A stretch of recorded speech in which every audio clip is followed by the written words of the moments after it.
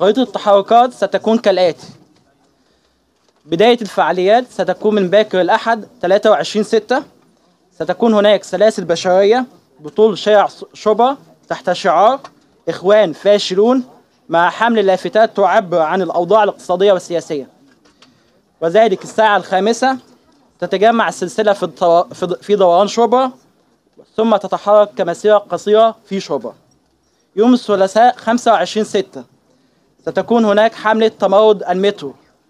سيتم توزيع دعوة ليوم 30/6 على الركاب في أكثر من 16 محطة مترو. كما سيتم توزيع بيان لدعوة العمال والموظفين للمشاركة في فعاليات 30/6.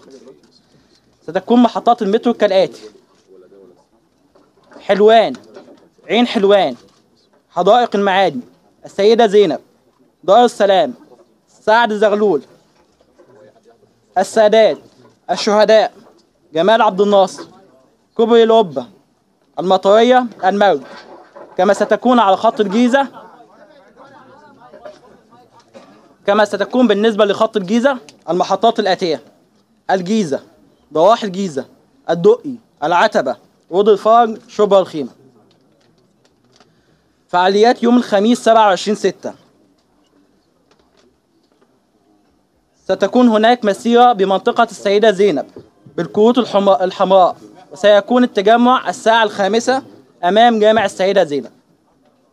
فعاليات يوم الجمعة 28/6 ستكون هناك مسيرة من الأزهر إلى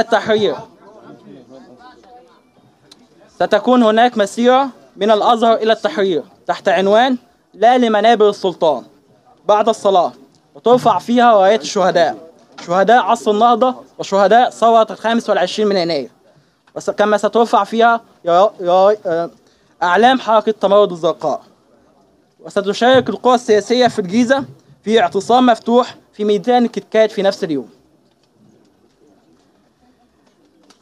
من المهم أن نؤكد أنه وإن كانت الرؤية السياسية لما بعد 30/6 وإن كانت لم تحسم بعد، إلا أننا نؤكد أن كل القوى والحركات والأحزاب السياسية ستتحمل المسؤولية في تكوين مشهد واحد يوم 30/6، وفي تكوين رؤية سياسية واحدة يتم التوافق عليها بدون أي استدعاء بأي شكل للمؤسسة العسكرية من خلال ما يسمى مجلس الدفاع الوطني. في الختام نؤكد على أننا سنراهن دوما على الإرادة الجمعية الواعية للشعب المصري في سبيل استعادة الوطن المختطف، وفي سبيل استكمال أهداف الثورة: العيش والحرية والعدالة.